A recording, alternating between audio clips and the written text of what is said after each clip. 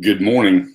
It has been a while, quite a while actually. It was a week ago last Thursday that I was sidelined without a voice. And you can see I still have some lingering effects of that. Yesterday was the first day I was able to talk. I haven't been able to talk for over a week. And that was kind of very disruptive to my normal schedule because I depend on my voice to do almost everything. Good morning, Don. I know I feel like a total stranger too. I depend on my voice for almost everything. Most of my business revolves around making videos. Well, it's really difficult to make a video if you don't have a voice. A lot of my business involves doing one-on-one coaching, training people over Zoom, and didn't have that ability. And a lot of things went out the window when my voice went away. And that reminds me of how important content is and the ability to be able to shift when you have something like that happen. What do you do when you can't talk? It was very disruptive to me and jumped on me, just jumped on me out of the clear blue sky. I've been struggling a little bit, and I was coming back from Kansas. I got halfway home and ran over a bone. Who ever heard of running over a bone and making you have a flat tire? I ran over a bone, and the bone did damage to the tire, and I had to pull into a place. And while I was standing in the place, I was like, ooh, something's not right. And I got really sick on the way home and wasn't sure I was going to make it without having to stop someplace. And I'm really glad I didn't stop anywhere because it would. But I'm here, I'm well, everything's going fine. It took a while. When you have an upper respiratory infection during a COVID virus alert, you're in trouble. So I had to get cleared for COVID before I could get any medication, anything taken whatsoever to help me get this put away. So I still have some lingering effects. I would normally have been well by now, but took a little longer to do that because it took 2 days for the COVID test to come back. And then they said, now we can treat you. Okay, well, good. But anyhow, that's enough of that. I want to share with you some things today that have been on my mind during the time when we've been down. So I'm going to run through 4 things real quickly this morning that are completely unrelated. But I need to say them. The first one is I'm going to give you a little update on the election. The votes have to be certified. There hasn't been a certification of votes yet. And so the media is telling us that we have a winner. We don't have a winner until the votes are certified. Unfortunately, we don't have a winner until the votes are certified. That may be good or bad news, depending upon which side of the tracks you sit on. It doesn't really make any difference. The fact is that the media was in error for giving us, and everything I was giving you the week before was to tell you, be very leery of what the media tells you because they're not telling you the whole truth, nothing but the truth. They're simply doing what seems to be in their best interest. And so just be aware of that this isn't over yet. Doesn't mean anything, regardless of which side of the fence that you're on. Just understand this, it's not over. And it's not over until it's over. You're exactly right, Don. Those votes have to be certified, and until the votes are certified, we don't have a winner. And it was too close to call. Too close to call. And when it's too close to call, the media should stay out. They should be reporting that it's too close to call. That's what they should be doing, and they didn't. So that's all I want to say about that. Just be aware of the fact that the certification of votes needs to take place first before we can declare someone to be, in fact, a winner. So we got to make sure that we're clear about that. Second thing, and this one's bigger than the first, okay? This one's bigger because it gets closer to home for me. November is Diabetes Awareness Month. We have awarenesses of everything all the time now, but November is Diabetes Awareness Month. And I bring that up because most of you know that for almost 50 years, I've been an insulin-dependent diabetic. That's called a type 1 diabetic. That condition is very different than a type 2 diabetic. A type 1 diabetic needs insulin or they die, period. End of story, that's it. So one of the few medications that we have that actually sustains life on a daily basis is insulin. We used to celebrate what we called the Kiss a Pig Day. I don't even remember what day that was, but diabetics would celebrate this day called Kiss a Pig. And it was because the first insulin that was discovered was taken from pigs. And so we used pig enzymes to create insulin from for a long, long time. And it was very beneficial for us to be able to have a medication that would enable us to sustain from one day to the next. And I mean that literally. Life expectancy without insulin for a type 1 diabetic isn't very long. It's just not very long. Now, I say that because of this. This is Type 1 Diabetes Awareness Month. It's Diabetes Awareness Month, and now they lump all of those things together. But type 1 is the thing that we really need to talk about. 12.5% of the people in the state of Alabama have some form of diabetes. We don't even have a local chapter for the American Diabetes Association in Alabama.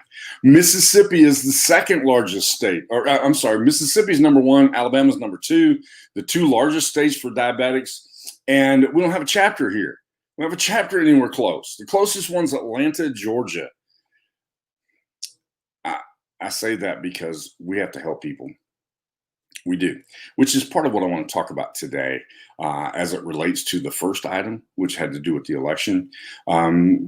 I've always volunteered for the ADA wherever I was at. I would be willing to help raise money. I would be willing to do special days.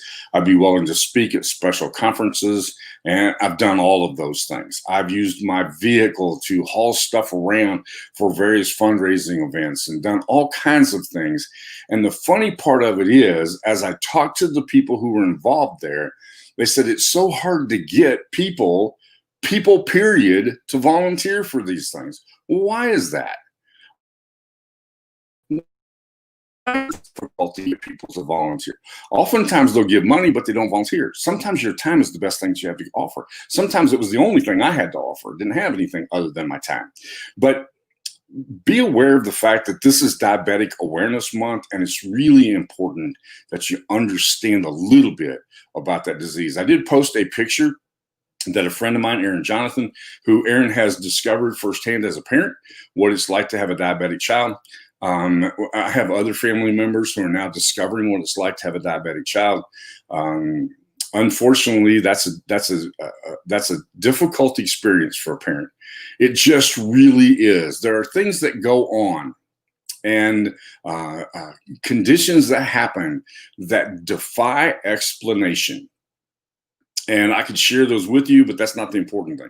What's important, the important thing is that we're aware of the fact that people have a condition that nobody else sees. People look at me and say, you look perfectly healthy. I didn't look perfectly healthy when I was diagnosed, by the way. And let me tell you the story. I was probably 14, 15 years old, somewhere in that neighborhood, right there. And I walked into the bank one day, saw this sign on the door. I was following somebody, probably following my dad into the bank. Saw this sign that was on the door, and on the sign, it gave 7 warning signs of the presence of diabetes. So I just remembered that because at that age, I was remembering everything that I ever read anywhere, which is kind of a weird habit to have, like remembering a license tag number 3 days later, all that kind of stuff. So I remember this list of stuff that was on the door. Short while later, I'm sitting in class at the high school. My mother lived 3 blocks from the high school, and I'm sitting in class at the high school, and all of a sudden I can't see. And I got out of the school, went to her house, called her, and she took me to the doctor. The doctor looked and said, looks like you've got some irritation in your eyes. We're going to give you some eye drops. You'll be fine. And he was ready to send me home. I said, before I go, I wanted you to know something. I saw these 7 signs of diabetes on the door of the bank as I was walking in one day. And I said, I have 6 of those 7 signs.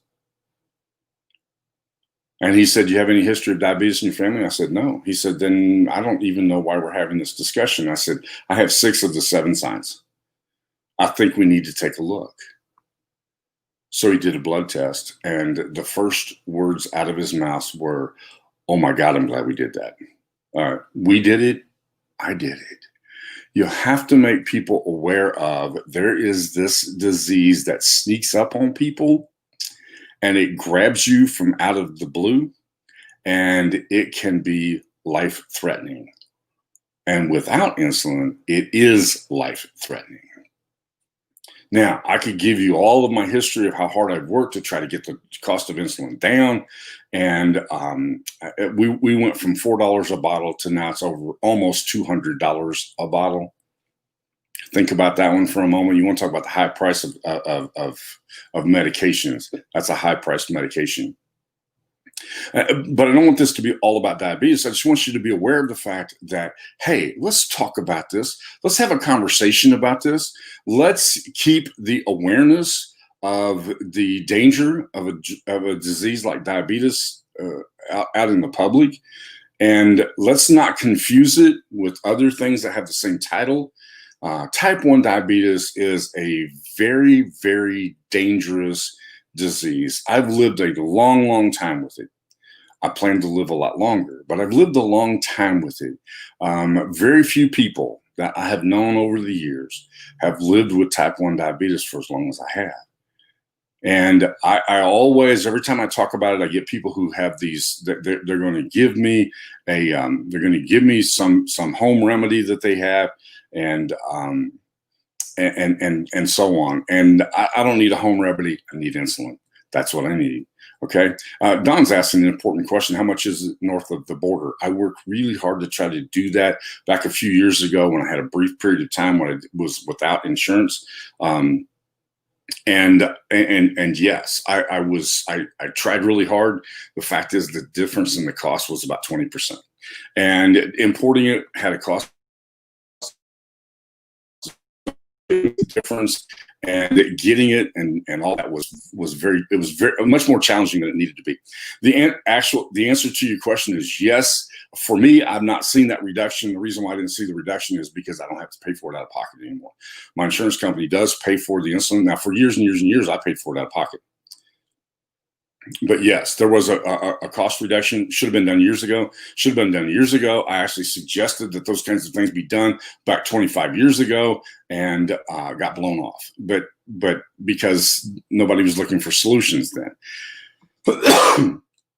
All right, that's the ADA and the fact that this is Diabetic Awareness Month. Wanted you to remember, hey, let's have that conversation. If you're looking for that list, you'll find the list. I think there's something been added to that now, but you'll find the list in my personal profile, and I will post it again later because I think it's a really important list. Thanks to Aaron for making that available, and I want to make sure that other people do as well. Which brings me to number 3. And number 3 is that it comes down to this. Really, this is the reason. If you're a parent, you need to be aware of what those signs are, because you have a responsibility to care for somebody else. If you are a teacher, preacher, police officer, whatever, it's your responsibility to know those things because you have a responsibility to care for somebody else. Now, if we would just take that one step further and we would begin to care for each other, if everybody took somebody else on and made sure that you looked out for them, what a difference it would make. Honestly, it would make a difference. Politics aside, the fact is that I've had a whole bunch of kids lived in my house over the years. Many of them grew up in homes where they didn't have a dad that was either not present or had died or whatever. And they were welcome in my home. I wanted them to be in my home. I don't know who the president was. I don't know. I didn't get any money for that. I didn't ask anybody for that. But they were welcome to come, to sleep, to eat, to take my car to prom, to whatever it was that they needed to do. It was my responsibility. There was somebody there that I could care for, and I did. And if we'll take on the responsibility of making sure the homeless guy doesn't go without a meal, if we'll make sure that whatever it is, if we would take some personal responsibility rather than expecting that to become somebody else's responsibility, it would eliminate an awful lot of the need for the government to take a huge amount of money to be able to give a little bit of money back. And that's the way it works right now. And I used to teach my students a very cool little thing we call the well-traveled dollar. And but let's just take the responsibility, just like the responsibility for being aware of what it is that we need to be watching for somebody who might have diabetes. We need to also be aware that there might be somebody who is needing a meal today. There might be somebody who's needing a ride today. There might be somebody who needs, when I was in the inner city in Kansas City, people would come and they would want money. And I would say, hey, look, this is what I'll do. You don't have a phone, use my phone number. When you fill out a job application, I'll come and find you. I'll make sure that if you've got a job interview, I'll get you there. And you have to do what you have to do. Take some responsibility for somebody so that you can move them up. Take some responsibility so you can move somebody up. Instead of depending upon the government to do all of those things, let's take some personal responsibility, and it'd be an amazing place where we live. And that brings me to number 4. Number 4 is the final one. And we're watching right now a social media apocalypse. The social media platforms are falling apart because they decided to become censors of information. And so now we're watching people run like rats from a fire from social media platforms. And I don't know where it's going to leave us. Because in many cases, my first contact with a student that I had taught 25 years ago was on Facebook. My first contact with somebody that I went to high school with, and I wanted to find them, was on Facebook, because that was the place where everybody was. Now, if we have this departure, then and I understand why people are departing. I get that. But listen, if you were expecting to get rock solid information from trouble, if you were expecting to get it from Twitter, you're really in trouble. And so I don't know what the answer is. I'm not even going to pretend to know what the answer is.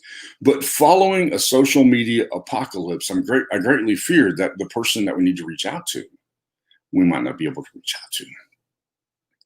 And that does concern me.